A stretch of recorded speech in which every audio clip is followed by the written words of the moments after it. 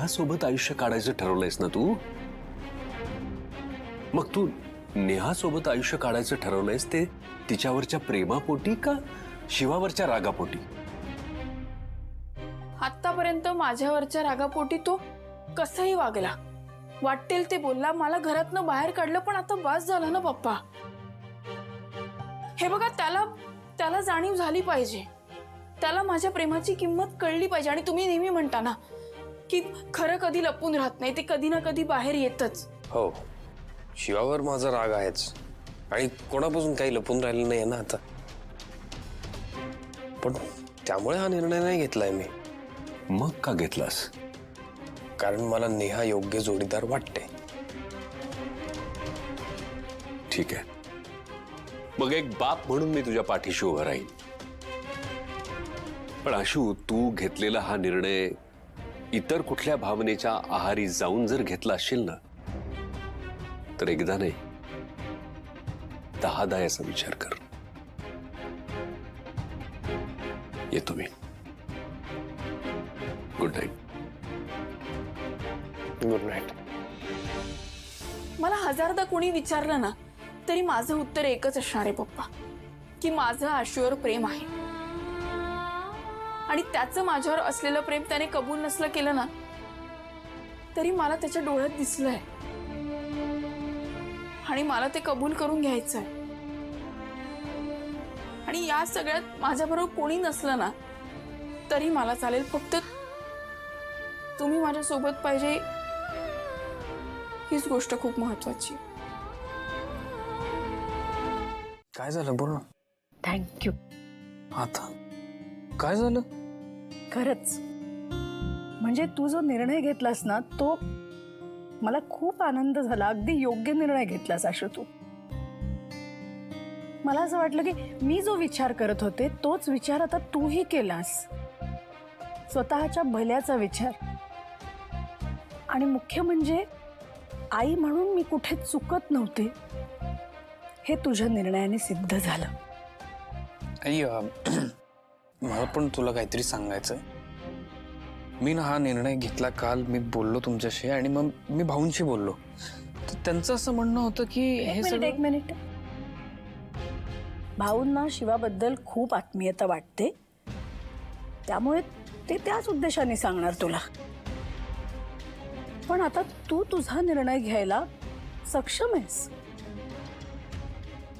तुझ्या निर्णयावर तू ठाम राहा. हा, कधी कधी असं वाटू शकतं की निर्णय घेतलाय तो योग्य आहे ना, आपण पडताळून बघतो, पण आपण तो निर्णय का घेतला ह्याचा विचार करायचा, आत्मविश्वास ठेवायचा. आता घेतलायस ना निर्णय, मग ठाम राहा त्याच्यावर. आशू, आज मला माझ्या मुलाचा खूप अभिमान वाटतोय. तुला पण माहितीये तुझी किती ओढाताण होत होती ह्यात. त्यामुळे आयुष्य शांततेने घालवायचं तर असाच कुठला तरी मार्ग निवडायला हवा ना, जो तू निवडलास. त्यामुळे आता किंतु परंतु ते सगळं नको आपल्याला.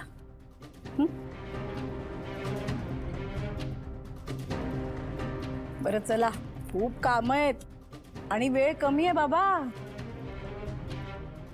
ये तयार होऊन ये, नाश्ता करायला. तू लग्नाला होकार दिलाय? ऐक मांजा, काय ऐकून घेऊ? आता पुन्हा शिवा कशी चुकीची आहे, या सगळ्यात तिची कशी चूक आहे, तिच्यामुळे तू कसा निर्णय घेतलाय, हे सगळं हा सगळा निर्णय घेताना तुझा कसा नाईलाज होता हे ऐकून घेऊ का? अरे भाई, का वागतोस तू असा?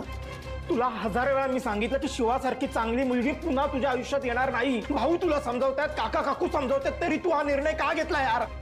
आशू, तू असा नव्हता यार. अरे माझ्याकडे पर्याय नव्हता दुसरा काही. पर्याय नव्हता काय? ठीक आहे, माझ्याकडे पर्याय नाहीये. म्हणजे जर तू हे लग्न करणार असशील आणि शिवाला तुझ्या आयुष्यातून दूर करणार असशील तर हा मांजाही यापुढे तुझ्या आयुष्यात नसणार. अरे यार मांजा, तू इतक्या सहज तूही सहज निर्णय घेतला की लग्न करायचा. अरे वरच्यावर जोडलेली नाती तोडताना आपण 10 वेळा विचार करतो. तू शिवासोबतचं मैत्रीचं आणि लग्नाचं नातं इतक्या सहज कसं तोडलं रे? आणि तेही का? ते हे सगळे एका गैरसमजातून उभं राहिलं हे तुला कळत नाहीये म्हणून. सगळे जवळचे लोक तुला 1000 वेळा सांगतायत तरी तू तसाच वागतोय. तुला वागायचंय ना, तू वाग. पण आता माझ्याकडे पर्याय नाहीये. मी या सगळ्यात तुला साथ देऊ शकत नाही. मी तुझ्यासोबत उभा राहू शकत नाही. आणि भाई मी जर तुझ्या सोबतच नाहीये तर या मैत्रीला काय अर्थ आहे ना. आजपासून हा मांजा तुझ्या आयुष्यात नसणार. हा निर्णय घेऊन जितक्या सहज शिवाला तू आयुष्यातून काढलंय ना तितक्या सहज मांजा गेला असं समज. माझ्या थांब.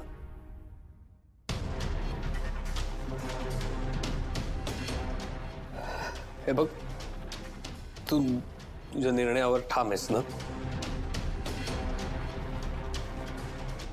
ठीक आहे, काही हरकत नाही. पण एक गोष्ट नेहमी लक्षात ठेव की तुझा मित्र आशुतोष नेहमी तुझ्या पाठीशी उभा असेल.